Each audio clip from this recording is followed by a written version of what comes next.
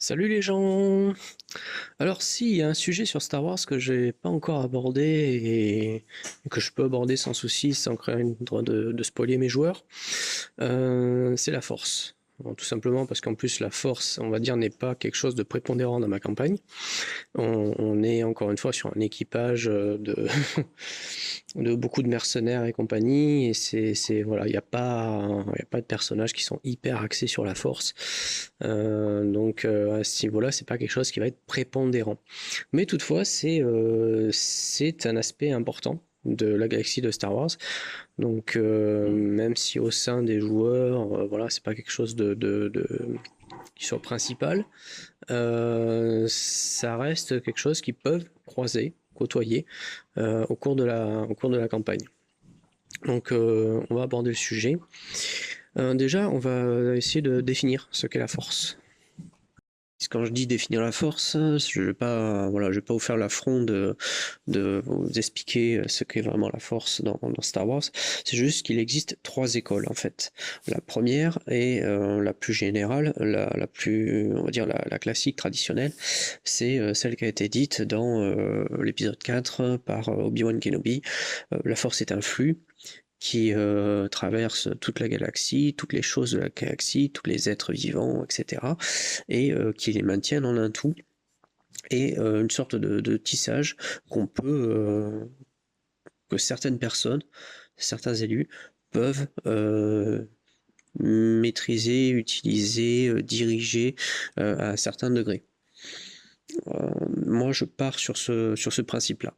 Parce qu'après, on a la version, on va dire, prélogie, qui a fait une levée de bouclier parce que c'était l'histoire des midi-chloriens, où en fait, on avait tout d'un coup la force qui était, comment dire, devenue quantifiable, qui était devenu ciblé et qui n'avait plus rien à voir avec un flux qui entoure, mais juste avec une sorte de quelque chose qui était dans le sang de certaines personnes. Ce qui pose problème parce que ça veut dire qu'en fait, si jamais on arrive à prendre les midi-chloriens et les injecter une autre personne, du coup la personne a la force. On perd tout le côté magique. En fait, la force dans l'univers de Star Wars, c'est la magie. C'est la magie. Et c'est pour le coup, c'est censé avoir un certain flou, une certaine. Voilà, ça doit pas être saisissable, quantifiable. Ça doit être. Euh, oui, d'une certaine manière, quelque chose dont on ne comprend pas le fonctionnement, ou qu'on n'arrive pas à maîtriser totalement. De toute façon, on le sait quand comment dire, quand il y a des technologies et des sciences, des réactions qu'on ne comprend pas, souvent, c'est magique. On considère que c'est magique. Ça l'est pas forcément. Il peut y avoir une explication tout à fait rationnelle derrière. Mais le côté magique est là parce qu'on ne comprend pas. Ah, ça fonctionne. Je sais pas pourquoi, je sais pas comment, mais ça marche. Et la force, c'est ça. C'est le côté ta gueule, c'est magique. Mais ça fait partie de cet univers-là. On doit avoir ce côté, la force n'est pas, voilà, n'est pas totalement maîtrisable et totalement compris. Donc c'est le problème avec le système de la prélogie, c'est de partir, c'est les midi-chloriens, on peut les quantifier, il y avait ça, et il y avait aussi le côté un peu challenge, où oh là là, il a plus de midi-chloriens que Yoda.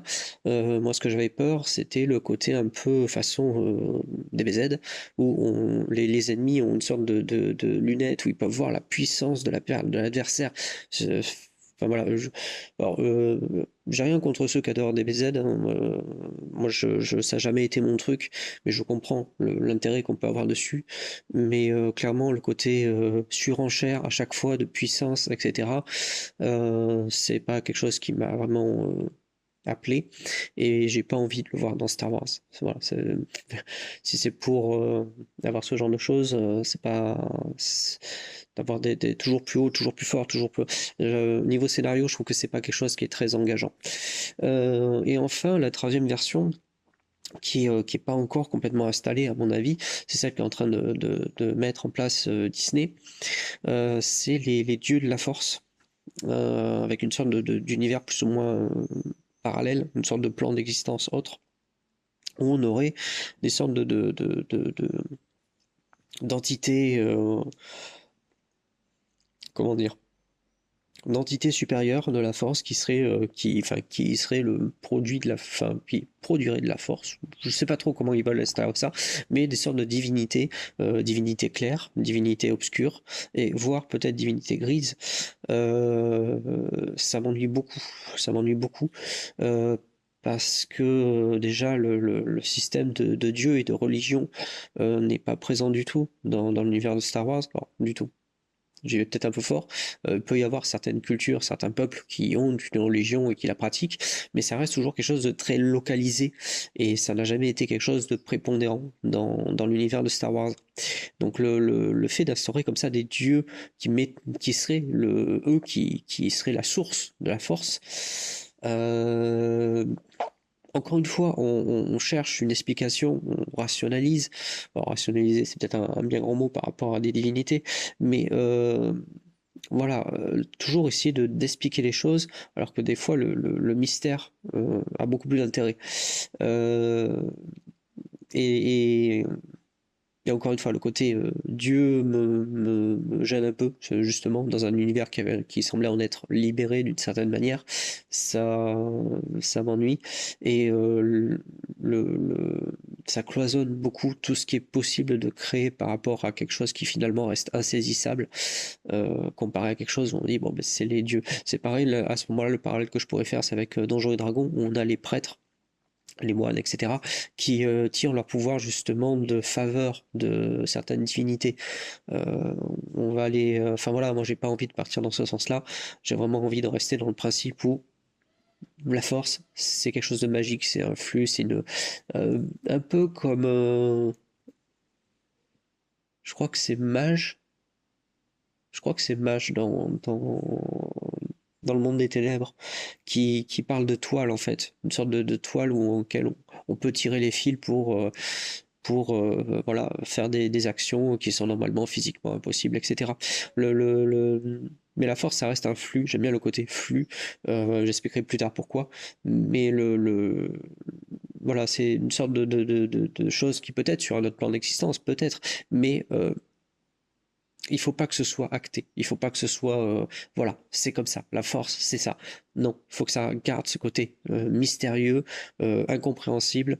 Ça, encore une fois, ça ouvre des possibilités et ça permet de garder ce côté un peu magique. De même, autre chose qu'ils sont en train d'instaurer, qui, on va dire, peut partir peut-être d'une bonne intention, mais encore une fois, qui, je trouve, dénature de beaucoup l'univers à la base, c'est le fait que ils ont tendance à tendre vers quelque chose où les Jedi, être sensible à la force, en fait, serait accessible à tout le monde. Euh,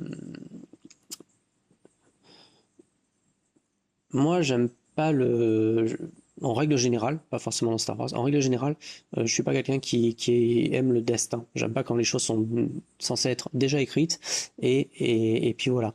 Je reste à la définition de Terminator 2, il n'y a pas de destin, mais ce que nous faisons. Euh, donc le fait de vouloir mettre la capacité à tout le monde de pouvoir maîtriser la force et de devenir Jedi, comme je disais, ça part peut-être d'une bonne intention, mais euh, encore une fois, ça casse l'univers parce que normalement, c'est la roulette russe. Enfin, la roulette russe, non, pardon, c'est la roulette. On est sensible à la force ou on l'est pas. Sachant que dans l'univers de Star Wars, on peut le devenir. Il y a des moyens de le devenir. Euh, c'est très compliqué. C'est pas impossible, mais c'est excessivement compliqué. Mais ce qu'il y a dans Star Wars, là où je pense qu'ils n'ont pas compris une certaine différence, c'est que n'importe qui peut devenir un héros. N'importe qui. Pour moi, Yann Solo fait partie des héros. N'importe qui dans Star Wars peut devenir un personnage important. Il n'y a pas besoin d'avoir la force pour devenir un personnage important. Et c'est là où est la nuance. La force est un atout qui, voilà, certains l'ont, certains sont sensibles, certains ne le sont pas. Même quand je disais on peut le devenir et que c'est très compliqué, en général, quand c'est comme ça, quand on le devient par la suite, qu'on ne l'était pas à la base, la force, on a un très petit niveau. C'est pas, voilà, on sera jamais surpuissant de la force. Mais c'est pas pour ça qu'on peut pas devenir un héros. Et le fait de vouloir, comment dire, étendre le principe de n'importe qui peut devenir Jedi ou avoir la force, c'est pareil, ça va complètement déséquilibrer l'univers de Star Wars. Donc, encore une fois, je reste au principe premier, on est sensible ou on l'est pas. On peut le devenir quand on ne l'est pas, mais encore une fois, c'est très complexe, c'est pas facile.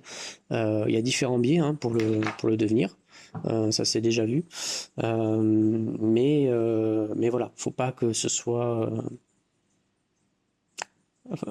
les Jedi, même si on peut dire ça en souriant parce que à chaque fois c'est dit, mais quand on regarde tout l'univers étendu, tout ce qui a été créé, on peut pas dire que ce soit vraiment vrai. Normalement, les Jedi sont très peu nombreux. Les gens sensibles à la Force sont très peu nombreux. Après, encore une fois, on peut dire ça avec le sourire parce que quand on voit toutes les œuvres où il y a à chaque fois des Jedi ou ou des sensibles à la Force qui traînent dans le coin, bon. Mais on essaie autant que possible que ce soit quelque chose de rare. Donc là, ça sera d'autant plus vrai sur cette campagne, puisque, encore une fois, il n'est pas axé sur la force. Donc, comme j'ai dit, ils peuvent rencontrer, ils peuvent être confrontés à la force. Mais effectivement, c'est pas quelque chose de prépondérant, ça sera excessivement rare. Voilà, je vais résumer un peu parce que je ne sais pas si j'ai été très clair en allant voir les différentes versions qui existent, etc. Donc, pour ce qui est de mon côté, ça reste un flux qui parcourt, voilà, qui fait partie de l'univers, qui le maintient en un tout, comme disait Obi-Wan. Certaines personnes sont sensibles à la force, donc certaines personnes peuvent apprendre à utiliser, à maîtriser ce flux à un certain degré. Et ça reste, encore une fois, des élus. Donc maintenant que j'ai défini tant bien que mal la force, on a donc cette histoire de côté lumineux et côté obscur.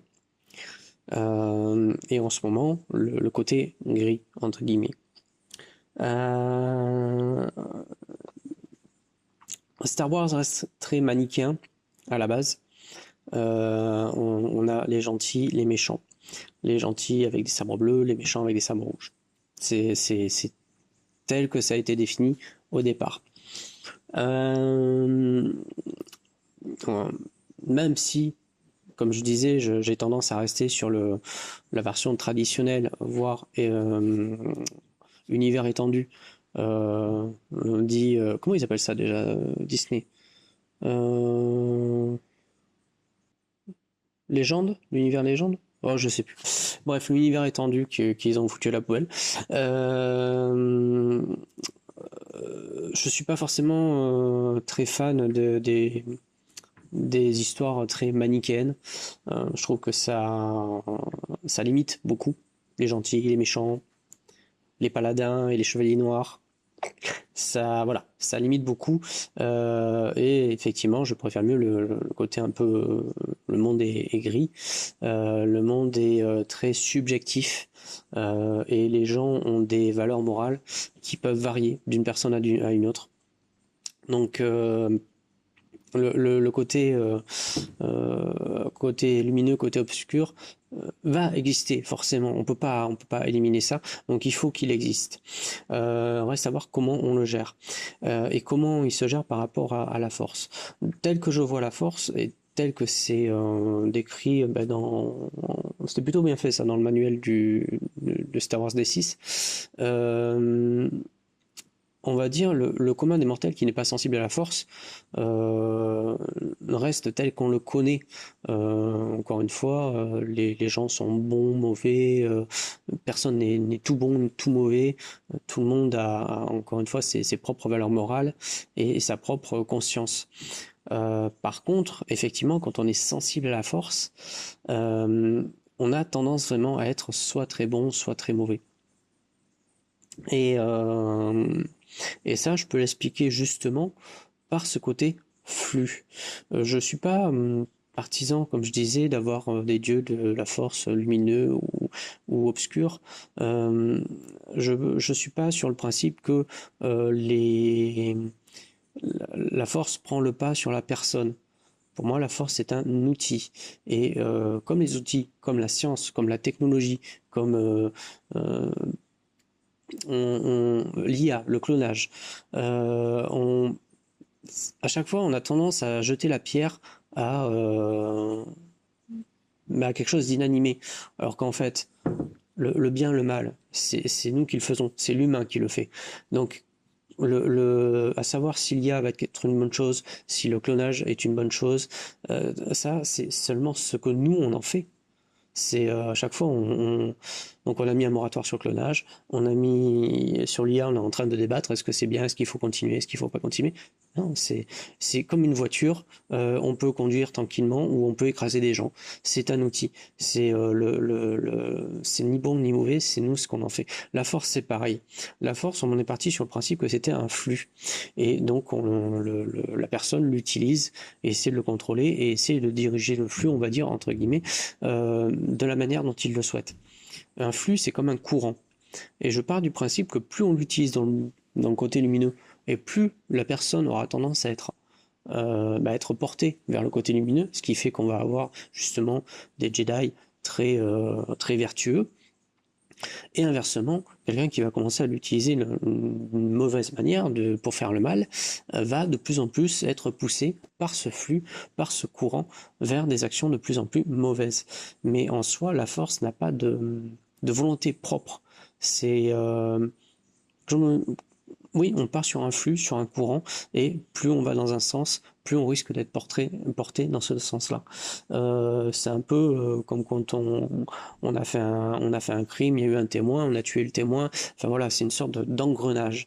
Donc le côté obscur ou le côté lumineux, je le vois comme ça, en termes d'engrenage. Après, c'est vrai que on a tendance à voir, que ce soit dans les règles ou dans notre perception, qu'on est plus vite embarqué dans un engrenage de mauvaises actions qu'un engrenage de bonnes actions.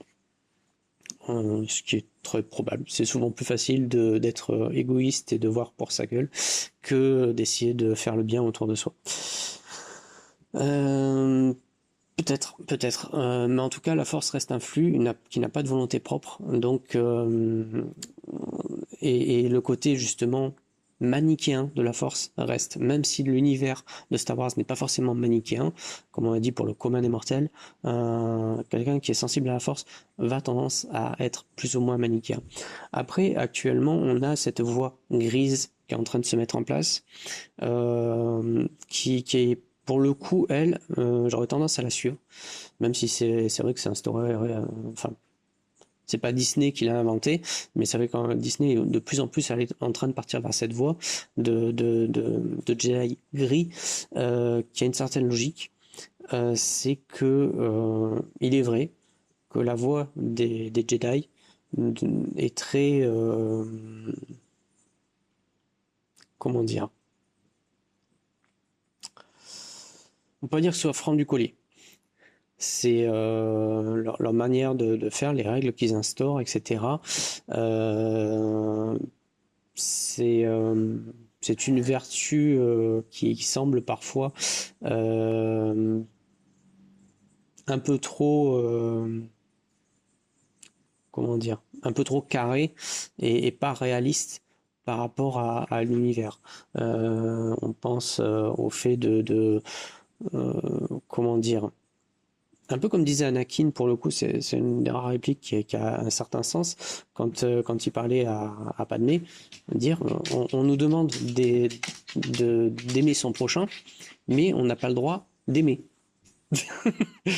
C'est en ce sens-là où c'est vrai que les lois des Jedi, les règles des Jedi sont un peu obtus, on va dire, et que se dire de développer une sorte de Jedi gris qui soit un peu plus réaliste par rapport à ce que vit le Jedi est une voie qui semble assez naturelle, surtout quand on voit le nombre de fois où les Jedi se sont plantés finalement et le côté obscur qui arrive toujours à s'en sortir, ça me paraît assez logique. Donc même si c'est pas quelque chose que je vais mettre beaucoup en avant, Voilà, il va pas y avoir une recrudescence de Jedi gris. À la période où on est, qui a finalement déjà vu une génération de Jedi qui s'est plantée, avoir des Jedi, on va dire des anciens Jedi peut-être, qui sont un peu plus terre à terre, ça me paraît pas déconnant. Donc ces mémos, tout ça, comment ça se traduit en termes de jeu. Donc on a les points de personnage, les points de force et les points du côté obscur.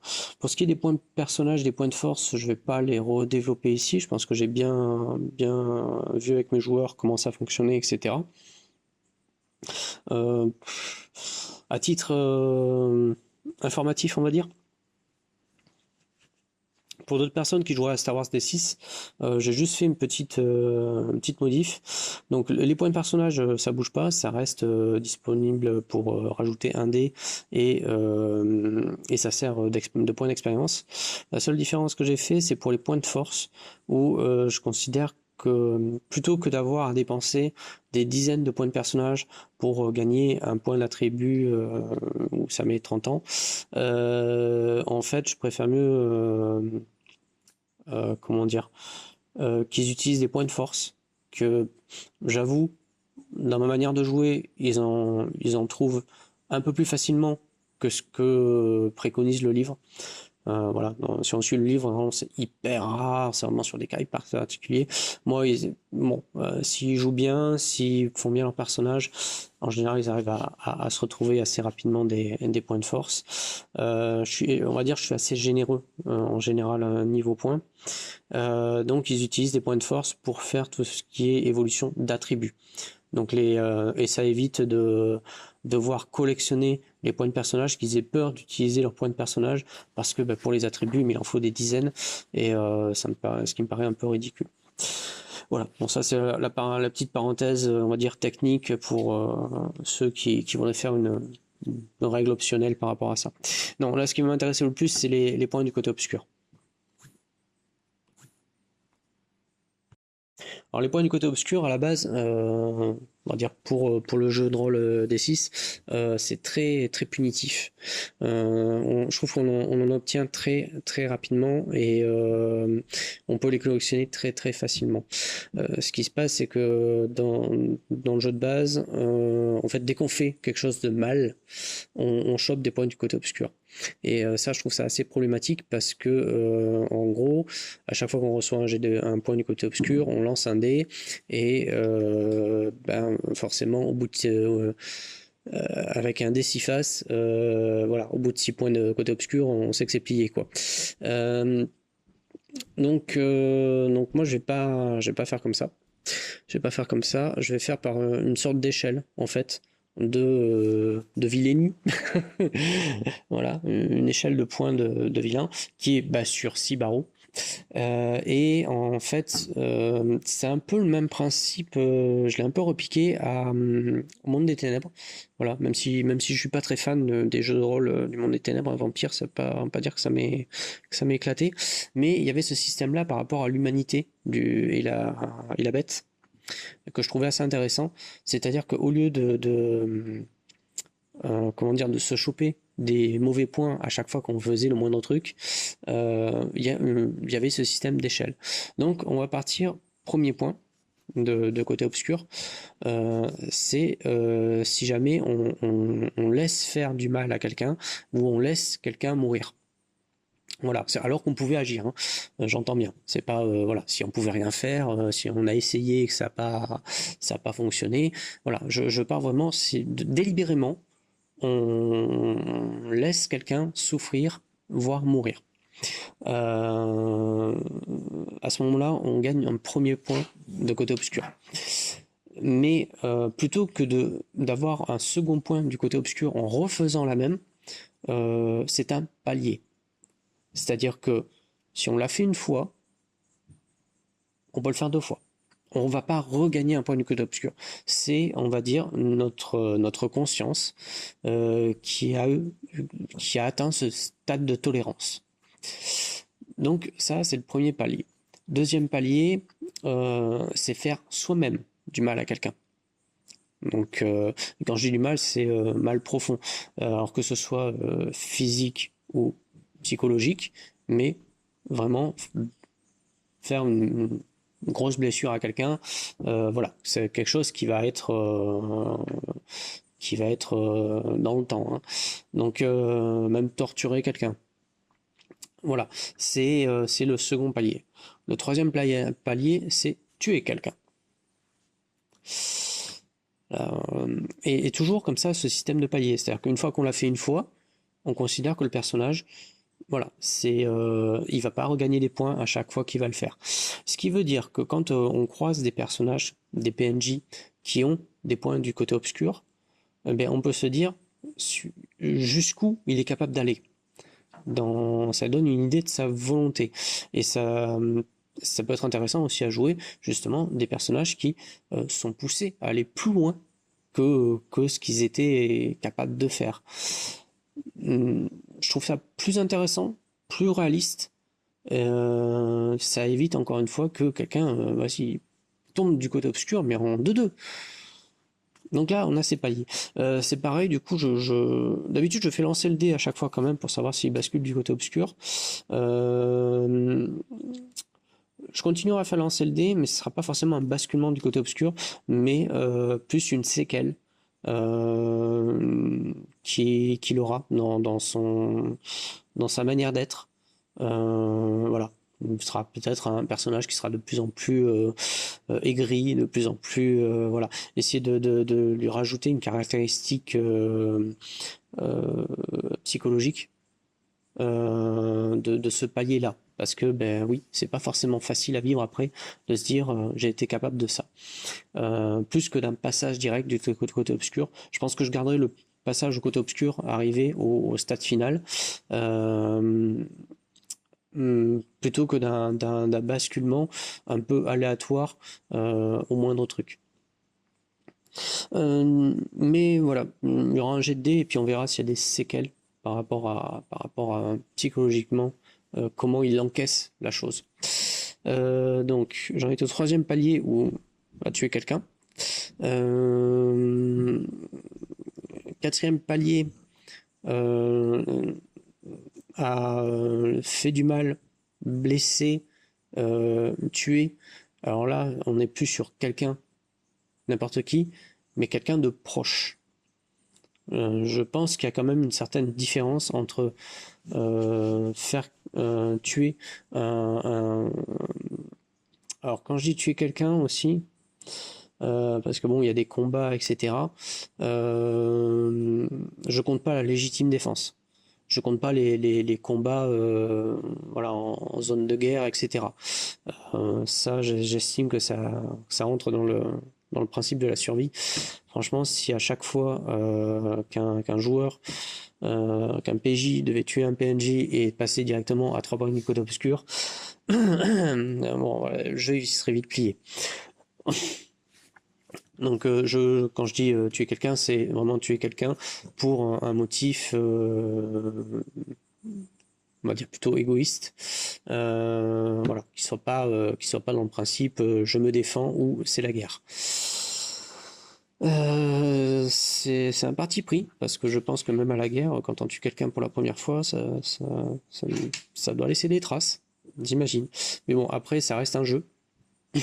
Voilà, et dans le jeu, c'est la guerre des étoiles, c'est la guerre. Voilà, donc faut que ça reste jouable pour tout le monde. Donc c'est un parti pris que je reprends. Et donc le quatrième point, c'est la même chose, mais avec quelqu'un de proche. Je sais pas s'il y en a qui ont vu la série Dexter. Non, je vais pas spoiler ça. En gros, j'estime que ouais, faire ça à quelqu'un de proche, on passe à un stade supérieur. Voilà, je sais pas comment le dire mieux que ça. Bon, si vous avez vu la série Dexter ou si vous l'avez pas encore vue et que vous l'avez pas vue jusqu'à la fin, bouchez-vous les oreilles ou allez faire un tour. Je vais faire un gros spoil.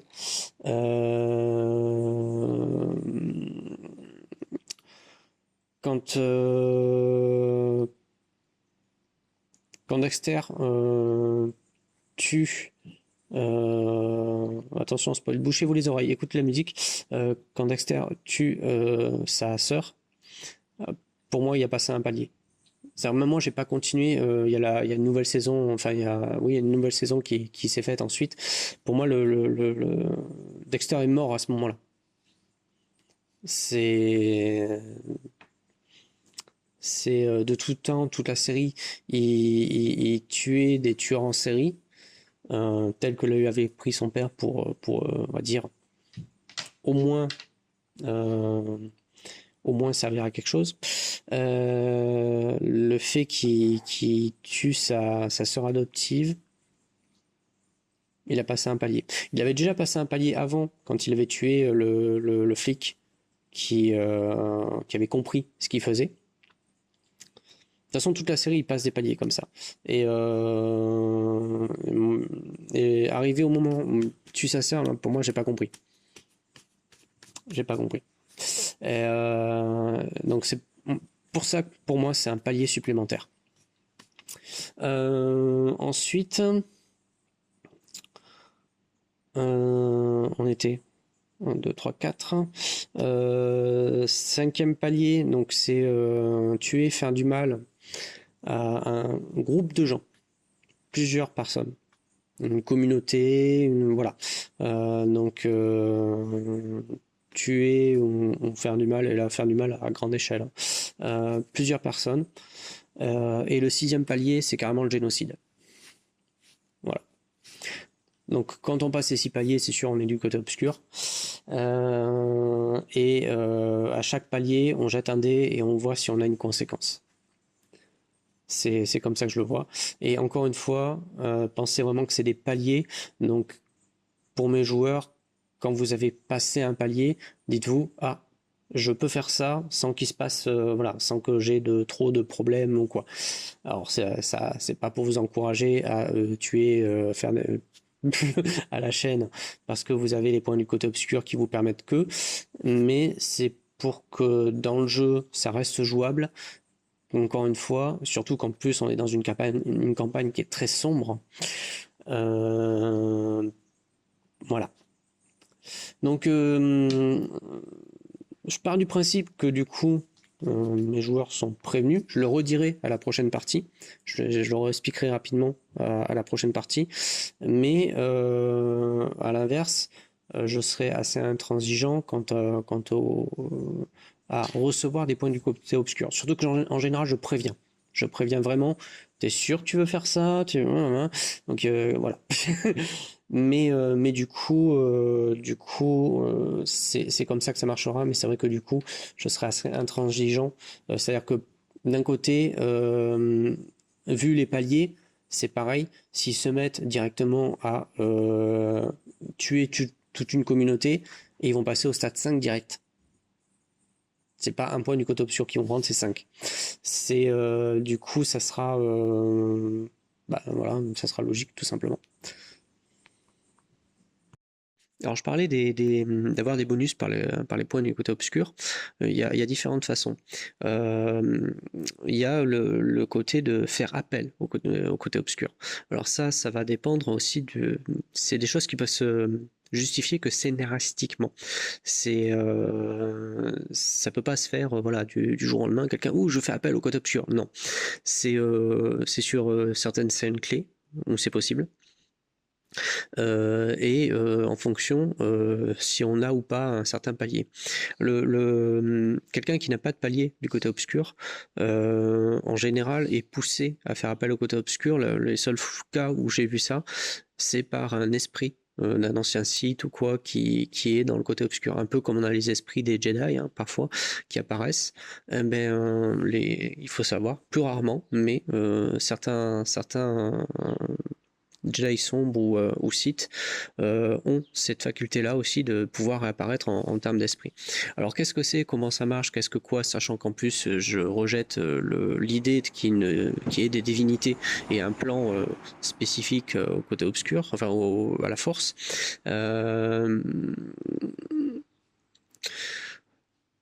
Ça fait partie des choses où je pense qu'il faut garder un mystère. Donc oui, il y a des sortes de fantômes de la force, il y a des sortes d'esprits en fait qui pour moi se seraient liés à ce flux qu'est la force par-delà leur mort. C'est-à-dire que voilà, ils auraient eu une sorte d'ascension. Et c'est vrai que c'est compliqué de parler d'ascension sans parler de divinité, mais voilà, bon, comme je dis, je ne vais pas refaire le débat, mais comme j'ai dit tout à l'heure, le fait qu'il y ait des divinités, voilà, le fait qu'il y ait trop d'explications, qu'on en sache trop, cloisonne trop, ferme trop de portes par rapport à tout ce qu'on pourrait imaginer. Donc j'aurais sur ce principe un peu ta gueule c'est magique, mais je pense pour le bien de l'univers de jeu. On pourrait avoir, ça pourrait être très intéressant d'avoir justement des personnages qui sont des chercheurs de la force, qui essaient de la comprendre, de vraiment essayer de voir comment ça marche, d'avoir cette obsession-là. Ça serait intéressant comme personnage.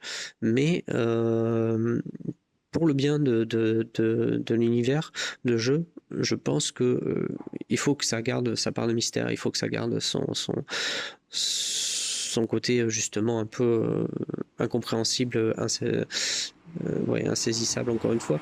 Mais qu'est-ce que c'est, comment ça marche, mais pourquoi, mais comment, voilà, il faut que ça garde cette part de mystère. Et donc, à ce moment-là, donc poussé au désespoir, ou alors parce qu'on a atteint un certain degré du côté obscur, on peut faire appel au côté obscur. En général, ça saute forcément par un point de côté obscur supplémentaire. Donc finalement, sans avoir atteint un certain palier. Mais voilà. Après, je verrai si je remplace ça par encore une fois, des sortes d'handicap du côté obscur. Entre guillemets, j'essaierai de voir ça pour garder la légitimité des paliers plutôt que de rajouter des points, des points du côté obscur alors qu'on n'a pas passé justement ce palier là. Peut-être essayer de chercher des conséquences autres que simplement passer un palier, peut-être voilà, comme je disais, des sortes de séquelles de ça. Ensuite, il peut arriver parfois, pareil sur des circonstances scénaristiques, sur des situations bien précises, que le maître du jeu propose des points du côté obscur à dépenser. C'est encore une fois, c'est l'appel du côté obscur en général, qui fait que tiens, si tu veux faire cette action, tu auras des points de côté obscur, enfin tu auras des points bonus. Voilà, en précisant bien que c'est des points de côté obscur, etc. Et le joueur en général est devant une sorte de casus belli, à savoir est-ce qu'il va les utiliser ou pas. Donc c'est pareil, ça se quantifiera, encore une fois, d'une manière ou d'une autre, que ce soit par des séquelles ou que ce soit par des nouveaux paliers.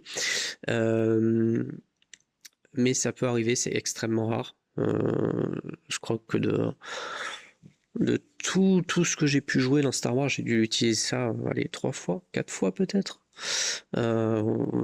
C'est excessivement rare, mais on reste dans le principe de flux où on est entraîné. On a tendance à être entraîné vers un certain, d'un côté de la barrière parce qu'il y a ce courant qu'on a pris et qui nous pousse de plus en plus vers la chute. Donc voilà, c'est les manières d'avoir des bonus par le côté obscur, et contrairement aux points du côté lumineux et des points personnages, etc., c'est vraiment pas sans conséquence. Voilà. Et généralement c'est sur des moments très critiques, donc encore une fois on met le joueur devant un casus belli. Ah, c'est pas bien, mais il faudrait que je le fasse, je sais pas. C'est des moments très intéressants de jeu, je trouve. Dernière petite réflexion d'ailleurs sur le côté gris de la force qui est en train de plus ou moins se révéler. Comme on a dit, c'est un flux qui traverse toute la galaxie, et comme on a vu aussi justement Obi-Wan Kenobi ressentir la mort de toute une planète, de toute une population. Encore une fois, tout est lié, et le fait que justement un certain nombre de personnes empruntent tel ou tel flux, empruntent tel ou tel courant, ne ferait-il pas que justement de plus en plus de personnes se dirige vers tel ou tel courant. Donc on peut penser ça vrai justement pour le côté obscur et le côté lumineux, le fait que ces deux courants s'affrontent régulièrement. Et est-ce que ça pourrait pas justement le fait que de plus en plus de sensibles à la force, d'anciens Jedi se tournent vers ce côté un peu gris, légitimerait pas en fait justement ce troisième courant qui est en train de se former, et le fait que de plus en plus de réflexions de sensibles à la force se portent vers cette troisième voie. Encore une fois, c'est... oui, j'aime beaucoup ce principe de flux et de courant, de se dire finalement tout est lié, tout a une action. Il y en a un qui a commencé, puis un deuxième, puis un troisième, et au final, la masse de gens qui s'engouffrent vers cette voie fait que, d'une manière non contrôlée, certains aussi, dans leur réflexion, vont s'engouffrer dans cette voie. Encore une fois, je suis pas adepte du destin. J'aime bien qu'on choisisse sa voie, mais on choisit sa voie par rapport à son environnement. Et la force, et justement, cet environnement invisible fait partie de cet environnement invisible et pourrait être un facteur de choix par rapport à certaines personnes. Disons, est-ce que ça... Comment on peut influencer la force?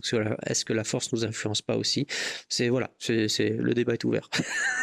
Mais bon, je trouve ça sympa, cette idée de se dire, c'est comme les courants religieux, hein, finalement, on en revient à ça, c'est dommage.